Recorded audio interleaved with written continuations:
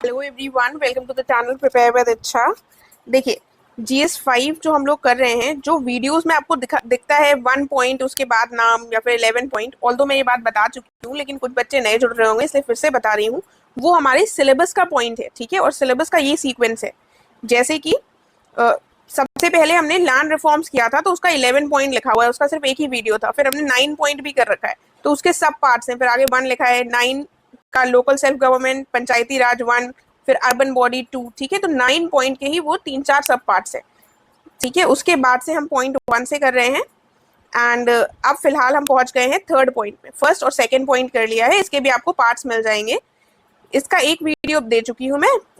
आज का जो वीडियो होगा वो रिवोल्ट ऑफ 1857 पर ही होगा। आगे के इसके वीडियोस आपको एक दो और दूंगी। तो आज का वीडियो थोड़ा सा शॉर्ट होगा और आपको वैसे भी थोड़ा लेट मिल रहा है रात में। ये अगर आप अभी देखते हैं तो नोट्स बनाना आपके लिए आसान रहेगा, तुरंत बना सकते हैं, राइट। और चैनल को नहीं सब्सक्राइब किया है तो प्लीज़ कर लीजिएगा। आइए देख लेते हैं फिर आज का कंटेंट।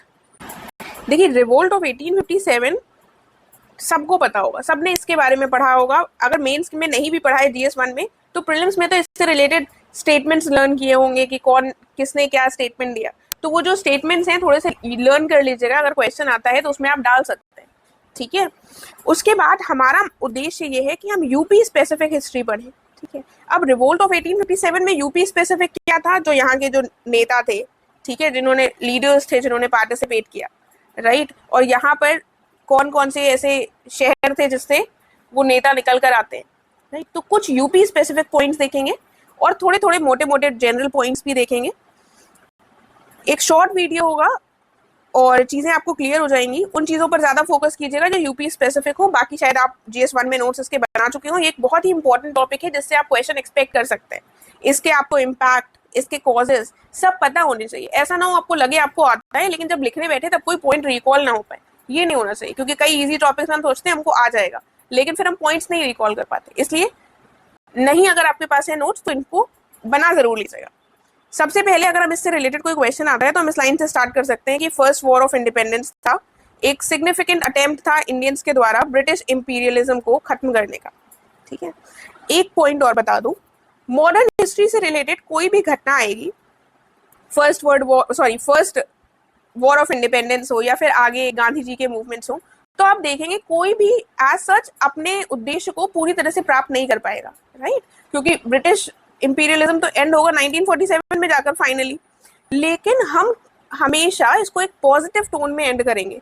कोई भी होगा मॉडर्न हिस्ट्री का कोई भी इवेंट तो आप ये कहेंगे हालांकि इसने जो इमीडिएट जो इसका उद्देश्य था, ऑब्जेक्टिव था, उसको नहीं अटेन कर पाया, बट स्टिल इसने नेशनलिज्म को बढ़ावा दिया, लोगों में नेशनलिस्टिक फीलिंग्स को बढ़ावा दिया, राइट। हमेशा ये वाला पॉइंट याद रखिएगा। कई बार हम नेगेटिव हो जाते हैं जब हमको आंसर राइटिंग की आइडिया नहीं होता, लेकिन अगर हम है प्रिपरेशन में और आंसर राइटिंग कर रहे हैं तो ये सारे थोड़े से पॉइंट्स हैं जो याद रखने। तो इस तरह का थोड़ा सा इंट्रोडक्शन डाल लेते हैं। अब कॉजेस की बात आती है तो अब ये सिर्फ उत्तर प्रदेश का तो था नहीं, यूपी के तो केवल कॉजेस थे नहीं, जहां जहां पर ब्रिटिशर्स रूल कर रहे थे पूरे भारत के क्षेत्र में वहां वहां पर कॉजेस इसके उभर कर आते हैं। लेकिन हम थोड़ा सा यूपी स्पेसिफिक जो उसमें पॉइंट्स होंगे उस पर फोकस करेंगे। राजनीतिक कारण क्या थे कि नीतियां लाई गई सब्सिडियरी अलायंस की जैसी, ठीक है। आगे डॉक्ट्रिन ऑफ लैप्स आता है, फिर अवध को एनेक्स कर लिया जाता है कुशासन के आरोप पर, ठीक है। डॉक्ट्रिन ऑफ लैप्स भी कई सारी जगहों पर लगा लेकिन हमारे लिए झांसी इंपॉर्टेंट हो जाता है, जहां पर 1857 के विद्रोह में हम देखते हैं कि रानी लक्ष्मीबाई ने मूवमेंट को लीड किया, ठीक है। तो ये राजनीतिक कारणों में यूपी स्पेसिफिक पॉइंट हो गए हमारे। देन अब आर्थिक जब आप पॉइंट देखेंगे तो इसमें आपको यूपी स्पेसिफिक समझ नहीं आएगा, क्योंकि सभी जगह अगर कृषि पर प्रभाव देखें तो हर जगह पर कृषि पर नकारात्मक प्रभाव पड़ रहा था, किसानों पर बहुत ज्यादा प्रेशर पड़ रहा था। तो ये हर जगह था, सिर्फ यूपी नहीं था, राइट। तो इसमें फिर आप यूपी स्पेसिफिक कुछ नहीं ला पाएंगे। इसको ये देखिए, इसमें आप देखेंगे तो इस तरीके से मैंने ये चार्ट टाइप का बनाया है। ऐसे आप लोग भी बना सकते हैं अपने आंसर्स में, और ऐसे नोट्स में भी बना लीजिए तो चीजें याद रहेंगी। कुछ याद करने जैसा रहेगा ही नहीं, आपको एक बार समझ आ गई बात खत्म। भू राजस्व नीतियां यानी कि लैंड रेवेन्यू पॉलिसीज जो थी वो शोषणकारी थी, ज्यादा रेवेन्यू लगा रहे थे, उनको ज्यादा टैक्स चाहिए था और साथ में क्या कर रहे थे, कॉमर्शियलाइज कर रहे थे एग्रीकल्चर को। एग्रीकल्चर में जो उनको चाहिए होते थे क्रॉप्स, ठीक है, कि अगर उनको मान लो चाहिए कि इंडिगो की खेती करो तो उसी की खेती करो जिसमें कॉमर्शियलाइज हो सके। अभी तक हमारे भारत में क्या सीन चल रहा था, हमारे भारत में सस्टेनेंस खेती होती थी, यानी कि लोग उगाते थे और खुद ही खा लेते थे, ऐसे उसको बेचने वाला सीन नहीं था। लेकिन अंग्रेजों ने आकर उसको कॉमर्शियलाइज कर दिया। जब कॉमर्शियलाइज कर दिया, ज्यादा राजस्व भी देना होता था, अपनी मन की खेती नहीं कर सकते थे। उस कंडीशन में क्या होता है, एब्सेंटी लैंडलॉर्ड्स और मनी लेंडर्स, लोगों को, अब जो किसान थे उनको उधार लेना पड़ रहा था, ठीक है, उनके पास कुछ बच ही नहीं रहा था, टैक्सेस में ही सब दे देते थे अंग्रेजों को। एब्सेंटी लैंडलॉर्ड्स का मतलब क्या होता है, जो आपको पता है कि जो जमींदार थे, जमींदारी व्यवस्था, जो परमानेंट सेटलमेंट सिस्टम आता है ना लॉर्ड कॉर्नवालिस के द्वारा 1793 में, याद कीजिए, उस समय पर क्या होता है, ये जमींदारों को हक दे देते हैं और जो टेनेंट्स होते हैं, जो जिनकी खेती होती है, उनको कहते हैं चलो तुम बस खेती करो, जमींदार इसके मालिक बना देते हैं जमींदारों को। और जमींदार क्या करते हैं, वो जाकर अपने शहरों में रहने लगते हैं खेत, और किसान कहाँ खेती करते हैं, गांवों में रहकर। जो शहर में रह रहा है सिर्फ पैसे चूस रहा है और उसके ऊपर कुछ खर्चा ही नहीं कर रहा है कि कृषि में कुछ सुधार हो सके, तो लैंडलॉर्ड जो है, कृषि का मेन जो मालिक है, वो है ही नहीं, कोई है ही नहीं, क्योंकि जमींदार को सिर्फ पैसा चाहिए और जो बेचारा किसान है जो खेती कर रहा है वो जुटा हुआ है और उसके पास कोई भी ऐसे रिसोर्सेस नहीं है कि वो इन्वेस्ट कर सके, राइट। तो एब्सेंटी लैंडलॉर्ड्स कोई जिम्मेदारी नहीं था जो कृषि के लिए कुछ अच्छा काम कर सके, उसको सुधार सके। और इसके परिणाम स्वरूप हम क्या देखते हैं, फार्मर्स का एक्सप्लॉयटेशन पूरा बढ़ता जाता है। चीजें इंटरलिंक्ड है, लेकिन इस तरीके से आपको समझ में आ गई होंगी। जब लैंडलॉर्ड्स नहीं थे, किसानों पर जमींदार भी शोषणकारी नीतियां अपना लागू कर रहे थे, उनसे कह रहे थे पैसा दो बस, हमें और कुछ नहीं चाहिए। तो इस तरीके से किसानों का शोषण हो रहा था। तो ये एक कारण हो जाता है, आर्थिक कारण, जिससे समाज में हम अंग्रेजों के विरुद्ध गुस्सा देखते हैं। दूसरा एक कारण होता है इंडस्ट्रीज। अब हस्तशिल्प उद्योग बेसिकली उस समय पर था और अंग्रेजों ने क्या कर दिया था, अंग्रेज आ गए थे अपनी मैकेनाइज्ड इंडस्ट्री पर, उनके यहाँ आ गई थी फैक्ट्रीज। अब भारत को उन्होंने बना दिया था उपभोक्ता ब्रिटिश गुड्स का, सस्ते दाम पर बेचने लगे थे, लोग वो खरीदने लगे थे, जिसकी वजह से जो भारत में कपड़ा उद्योग था, धातु कार्य उद्योग था, कागज के उद्योग थे, ये सारे हम देखते हैं सब पतन हो गए, सबका सब एकदम कोलैप्स हो गए, क्योंकि वो अंग्रेजों की बराबरी नहीं कर पाए। जो भारतीय हस्तशिल्प के बाजार थे इनका ह्रास हुआ और ब्रिटिश फैक्ट्रियां जो थी इनका एकाधिकार होने लगा, इनका मोनोपोली होने लगी, ठीक है। ये यहाँ पर आर्थिक कारण हो गए। उसके बाद सामाजिक कारण आते हैं। देखिए ऐसे ही हेडिंग्स के साथ लर्न करिएगा तो कुछ ऐसा लर्न नहीं करना पड़ेगा, एक दिमाग में एक फिगर रहेगा, आसान सी चीजें हैं तो आपको याद रहेगा। अनवारंटेड इंटरफेरेंस, यानी कि अनावश्यक हस्तक्षेप देखने को मिलता है। उस समय पर जो समाज था वो सती प्रथा को अपनाए हुए था, उसको प्रॉब्लम नहीं थी, विडो रिमैरिज नहीं हो रही थी तो वो भी उससे खुश थे। लेकिन अंग्रेजों के आने के बाद हम देखते हैं कि ये अबॉलिश कर दिया गया सती सिस्टम को, ठीक है। विडो रिमैरिज के लिए कानून लाया गया, एक रिलीजियस डिसेबिलिटीज एक्ट लेकर आया गया 1850 में, ठीक है। देखिए ये हिंदी वाले बच्चे इसको हिंदी को चेंज कर लीजिएगा, ये विकलांगता की जगह वो कर लीजिएगा, पहले बार तो विकलांगता में मात्रा नहीं लगी है, इसको निर्योग्यता कर लीजिएगा, ठीक है, निर्योग्यता, ठीक है। इसमें था क्या बेसिकली कि जो लोग अपना धर्म परिवर्तित कर रहे थे उनसे उनके प्रॉपर्टी राइट्स चले जाते थे। लेकिन अब इन्होंने क्या ले आए ये कानून कि अगर तुम धर्म भी परिवर्तित कर लोगे तो तुम्हारे कोई भी जो प्रॉपर्टी राइट्स हैं वो नहीं चेंज होंगे, ठीक है। आगे और सामाजिक क्या कारण था, एक एलियन रूल, विदेशी शासन हमारे ऊपर आ गया था जिसने जो भेदभाव कर रहा था अंग्रेजों और भारतीयों के बीच में। ईसाई मिशनरी आ गई थी जो प्रोपोगेट कर रही थी, प्रचार प्रसार कर रही थी ईसाई धर्म का, ठीक है, जिससे जो हमारे यहाँ के धर्म थे उनको वो प्रभावित हो रहे थे। ये सामाजिक कारण थे। फिर आते हैं प्रशासनिक यानी कि एडमिनिस्ट्रेटिव रीजंस। एडमिनिस्ट्रेटिव रीजंस में आता है सबसे पहले तो आर्मी में हम देखते हैं सेना में भेदभाव देखने को मिलता है। भारतीयों और अंग्रेजों की सैलरी में, वेतन में डिफरेंस, सैन्य पद जो दिए जाते थे उनमें डिफरेंस, तो हर जगह भेदभाव था। उसके बाद जो उच्च पद थे वो किससे, वो उससे भारतीय जो थे वो वंचित थे। ये सारे तो कारण थे जिससे एक आगे चलकर हम देखते हैं जो एक जिनको उबाल चाहिए था, इनको एक इमीडिएट रीजन चाहिए था। ये तो बहुत समय से चलती हुई चीजें आ रही थी। इमीडिएट तात्कालिक रीजन क्या था, आप सब लोगों को पता होगा, मुझे बताने की जरूरत नहीं है। एनफील्ड राइफल में ग्रीस्ड कार्ट्रिजेस यूज हुई, यानी कि काऊ और पिग का फैट उसमें यूज होता है जो हमारे मुस्लिम और हिंदू दोनों ही धर्मों के विरुद्ध था, ठीक है। ये इमीडिएट रीजन था। रीजन समझ में आ गया, आपको पता भी होंगे, थोड़ा सा रिवीजन हो गया होगा। उत्तर प्रदेश से इंपॉर्टेंट जो एग्जाम्पल आपको कोट करना हो वो आपको पता है। अब विद्रोह का ये कारण नहीं है यहाँ पर, बेसिकली ये भी गड़बड़ हो गया, कोर्स है, कैसे इसका प्रसार हुआ। ठीक है, विद्रोह का प्रसार, यहाँ पर विद्रोह के प्रसार की अगर हम शुरुआत देखें तो हमें डेट के साथ पहली बात तो याद रखना है, क्योंकि अगर आप लोग प्रीलिम्स का पेपर देखे होंगे लास्ट ईयर का, तो उसमें एक क्वेश्चन आया है ऐसा जिसमें डेट से रिलेटेड है, राइट। ऑल्दो उसमें निकल आएगा कि हमको पता चल जाएगा, वहां पर ऑप्शंस उसके इजी थे, बट स्टिल थोड़ा सा डेट्स हमें ध्यान रखनी। सबसे पहले हम देखते हैं 29 मार्च 1857 को क्या होता है, मंगल पांडे, अब इनका भी कनेक्शन यूपी से है, ये बलिया के थे। ठीक है, इन्होंने ब्रिटिशर्स के अगेंस्ट विद्रोह किया बैरकपुर में, क्योंकि इनको पता चल गया था कि ये ग्रीस कार्ट्रिजेस का यूज कर रहे थे। ठीक है, 8 अप्रैल को इनको फांसी दे दी जाती है। आप देख रहे हैं, इनके विद्रोह के तुरंत 10 दिन में इनको फांसी दे दी जाती है। उसके बाद आगे चलकर हम देखते हैं कि जो मेरठ में जो सिपाहीज थे, इन्होंने कहा अब हम आर्मी ड्रिल्स नहीं करेंगे उन कार्ट्रिजेस का इस्तेमाल कर वो ग्रीस कार्ट्रिजेस जिसमें गाय और सुअर का मांस का प्रयोग हुआ है, उसको हम नहीं यूज करेंगे।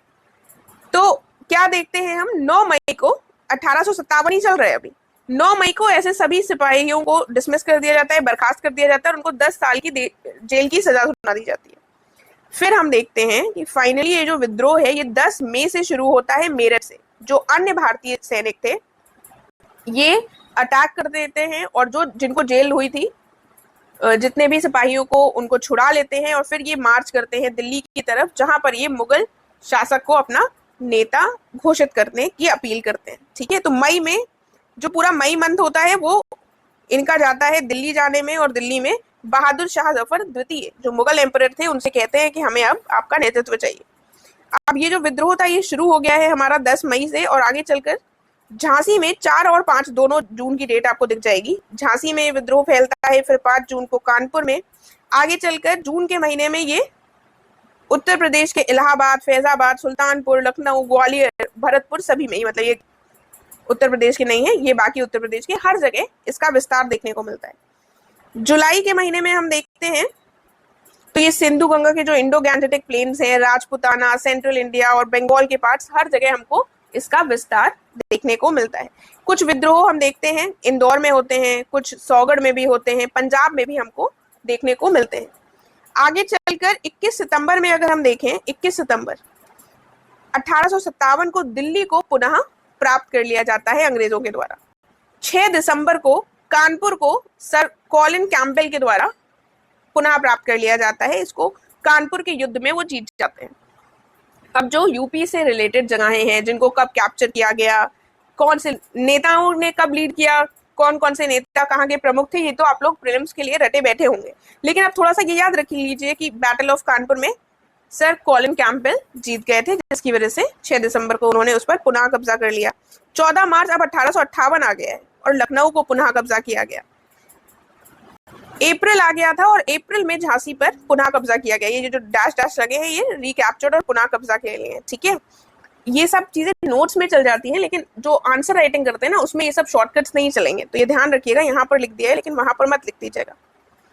आगे बढ़ते हैं, मई का महीना आता है, ऑलमोस्ट 1 साल हो जाता है। 5 मई 1858 को बरेली, जो उत्तर प्रदेश का एक प्रमुख स्थान है, वो उसको पुनः प्राप्त कर लेते हैं अंग्रेज। इसके अलावा जगदीशपुर को पुनः प्राप्त कर लेते हैं और रोहिलखंड वाला जो क्षेत्र है वहां पर गुरिल्ला वॉरफेयर यानी गुरिल्ला युद्ध, जिसमें छिप छिप कर वार करते हैं, वो वाला वॉर शुरू हो जाता है। जुलाई से दिसंबर 1858 के बीच में हम देखते हैं कि पुनः स्थापित हो जाता है, अंग्रेजों की सत्ता जो है स्थापित हो जाती है इन 6 महीने के पीरियड में। ठीक है, अब ये हमने देख लिया, जो जगहें उत्तर प्रदेश की प्रमुख थी उनको देख लिया, कब कब किया गया। अभी आगे और देखेंगे, परेशान मत होइएगा। अब सेंटर्स जो हैं और लीडर्स, और उनको वापस किसने पुनः कब्जा किसने किया, जब किसने कर लिया था। लखनऊ आप सबको पता है, बेगम हजरत महल ने लीड किया था यहाँ पर, और इन्होंने जो सत्ता थी उसको उस पर कब्जा कर अपने पुत्र को वहां का शासक बना दिया था। उसके बाद वापस किसने प्राप्त किया था, सर कॉलिन कैंपबेल और हेनरी लॉरेंस ने लखनऊ को पुनः प्राप्त कर लिया था। कानपुर की बात की जाए तो तात्या टोपे, नाना साहेब और अजीमुल्ला खान भी इनके सहयोगी थे। ये सारे लोग लीडर्स रहे हैं कानपुर के। इसको भी सर कॉलिन कैंपबेल ने प्राप्त किया था, पुनः प्राप्त किया था। झांसी आप सबको पता है, रानी लक्ष्मीबाई ने लीड किया था। मैन अमंग्स्ट म्यूटिनियर्स इनको कहा गया, यू ग्रोस के द्वारा, जिन्होंने इस पर कब्जा किया था। राइट, अब जैसे रानी लक्ष्मीबाई से रिलेटेड कोई क्वेश्चन आता है तो ह्यू ग्रोस ने इनके लिए क्या स्टेटमेंट दी, वो आपको statement as it is learn कर लेनी है, ताकि अगर वो स्टेटमेंट आप डालेंगे तो वो आपके आंसर में वैल्यू ऐड कर देगा। वहां पर ये नहीं आपको बताना है कि रानी लक्ष्मीबाई का जन्म कब हुआ, वो कहाँ पर पली बड़ी, ये सारी चीजें नहीं पूछी जाएंगी। मतलब रेयरेस्ट ऑफ रेयर केस होगा जब ऐसी कोई बात पूछी जाए।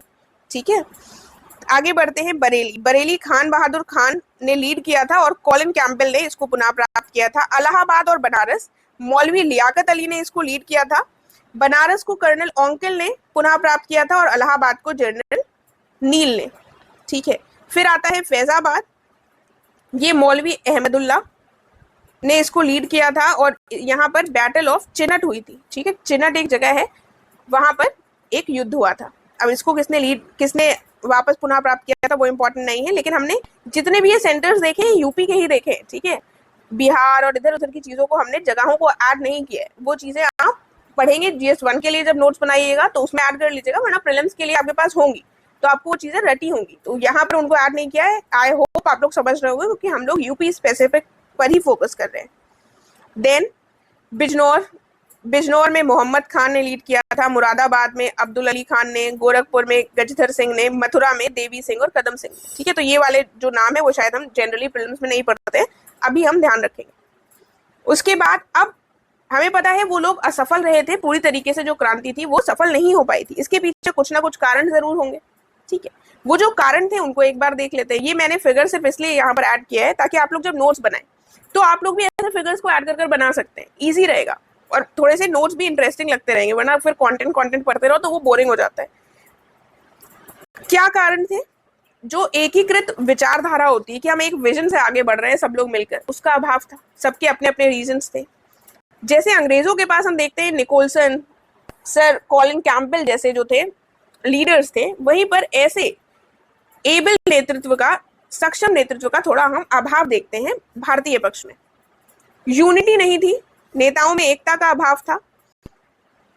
इसका एक ये इंपॉर्टेंट पॉइंट ये आ जाता है कि हम देखते हैं कुछ सिपाही और जो नेता थे वो मुगल शासन के लिए लड़ाई लड़ रहे थे कि वो वापस आ जाए, वहीं पर जो पंजाब में सिख थे उनका प्रयास था कि मुस्लिम शासन वापस ना आए। ठीक है, तो ये एक इसका पॉइंट लिख सकते हैं। लिमिटेड रिसोर्सेज थे, उनके पास इतने संसाधन ही नहीं थे, अंग्रेजों के पास इतना पैसा था, यहाँ से चूस कर वो वापस हमारे ही यहाँ हमें दबाने में पैसा व्यर्थ कर रहे थे।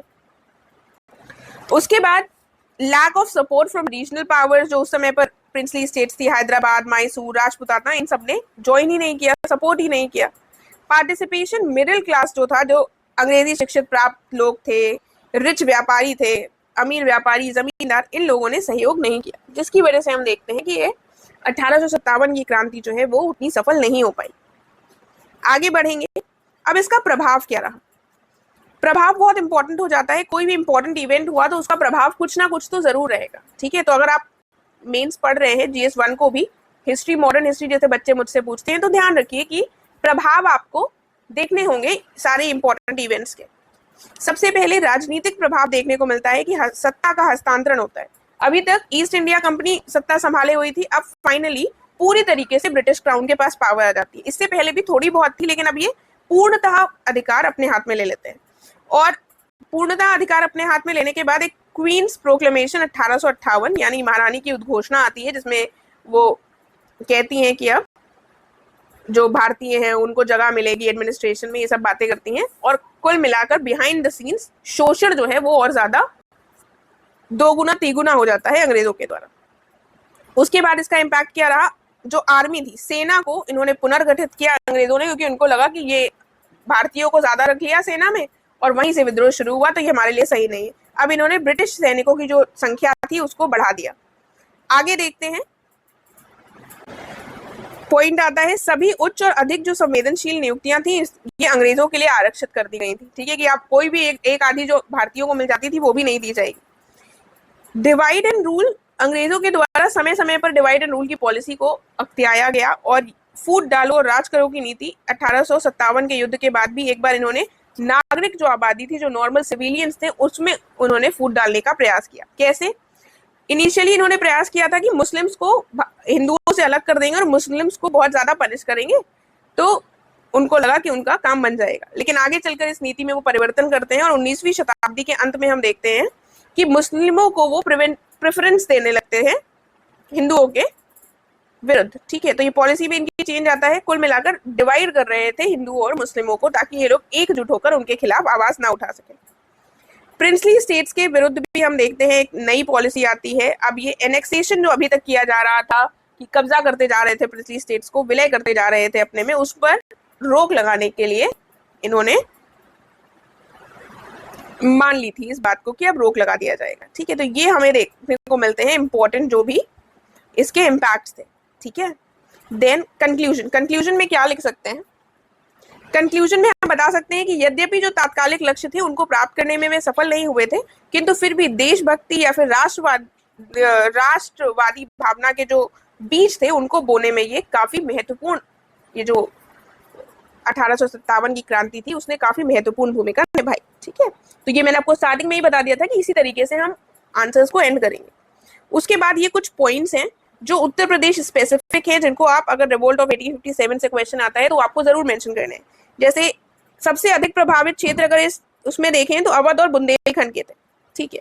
इसके अलावा रिवोल्ट जो है वो उत्तर प्रदेश के जो छोटे छोटे राज्य थे, इटावा, मैनपुरी, नॉट राज्य, जगह है, एटा, मथुरा, शाहजहांपुर, बदायूं, आजमगढ़, सीतापुर, हाथरस, सब जगह विस्तृत हो गया था, ठीक है। अगर मैं ये ना बताती तो ये आप शायद पॉइंट ना लिख पाते, लेकिन अब आपको पता चल गया कि कैसे हर छोटे छोटे कोने में छोटे छोटे जो टाउन्स थे वहां पर भी ये फैल गया था। उसके बाद जो क्वीन का प्रोक्लेमेशन आया था, इसको लॉर्ड कैनिंग ने 1 नवंबर 1858 को उसको पढ़ा था, और ये पढ़ा था इन्होंने इलाहाबाद में, ठीक है। फिर हम देखते हैं, देखिए अब फिर इसके बाद कुछ नहीं देखते हैं, इसके साथ ये एंड हो गया है। छोटा सा वीडियो था, लेकिन अब मैं जल्दी ही से कोशिश करूंगी कि इसका नेक्स्ट पार्ट भी आ जाए। अगर आपको कोई भी क्वेश्चन हो, कोई भी क्वेरी है तो आप कमेंट करके पूछ सकते हैं। एंड वीडियो अगर अच्छा लगा है तो प्लीज़ लाइक ज़रूर कर दीजिएगा, शेयर कर दीजिएगा अगर आपके आसपास कोई हो। टेलीग्राम चैनल को ज्वाइन करना बिल्कुल भी मत भूलिएगा, जिसका लिंक आपको डिस्क्रिप्शन में मिल जाएगा। Thank you so much.